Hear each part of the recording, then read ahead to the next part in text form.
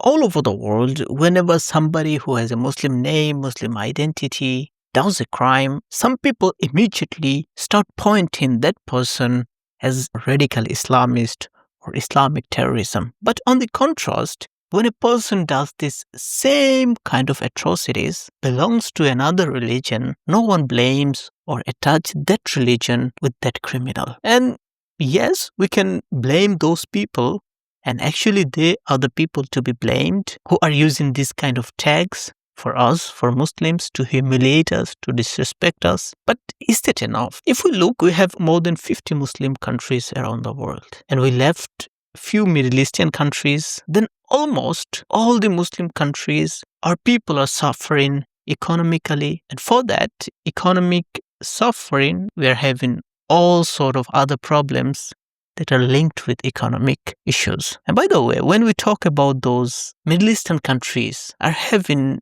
a good standard life for their people, and not for those people, because they're having a bunch of oil that was gifted by Allah to them. So if there was no oil, probably they would be suffering like we are. So there is not a Muslim person or Muslim community that is doing something that they can say that, yes, we follow the best religion, the best path, the right path.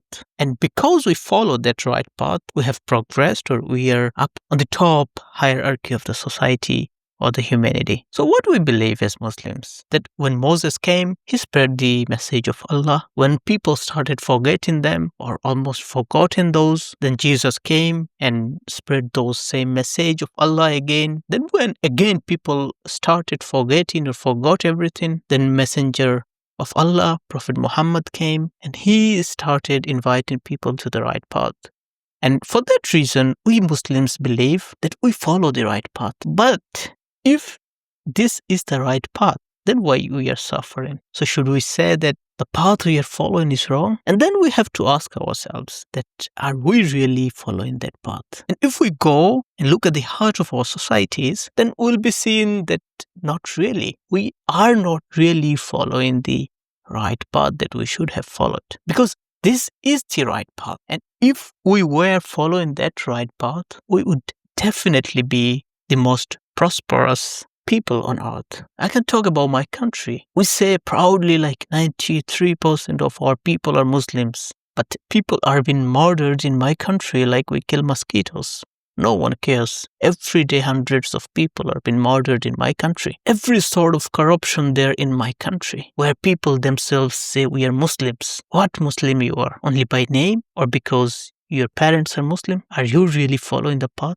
See, it's not easy to follow all the rules of Islam, and that is why the reward has been said is bigger, and it's very challenging. I should blame myself because there is stated in Quran directly that tell those people who do not themselves even follow the right thing or does the right things when they go and lecture someone else. So in this case, I should lecture myself first. Maybe here I'm actually committing a crime or a sin by talking about those even not following like by myself. And hopefully Allah will forgive this of me and will allow me to follow the right path. But the point I'm trying to make here, that maybe we are now blaming Donald Trump for making or being against the migrants, but why we are not asking this question to ourselves, that why we are the migrants? Why not the Americans are migrants? Why they are not coming to my country instead?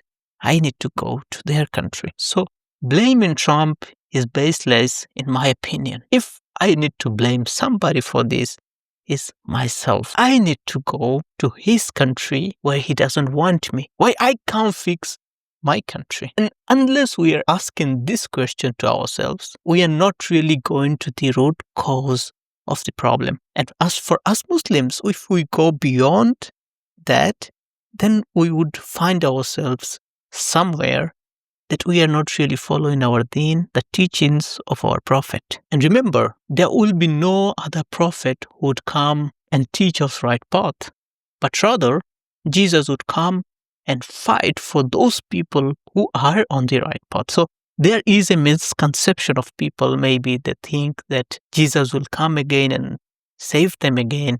No, it's not you who he will save. He will save those people who wants to be on the right path, but for some reason they can't because they are a minority. But Muslims are not minority. We have almost over 1.2 billion Muslims around the world. So we are nowhere in a situation where Jesus will come now. So as Muslims, we need to be committed to ourselves, to know about our deen, to know about our religion, to know about the teachings of our prophet, and start following that path that was instructed by the prophet and the messages came from Allah. And if we are not, then we are continuing to suffer like we are suffering now.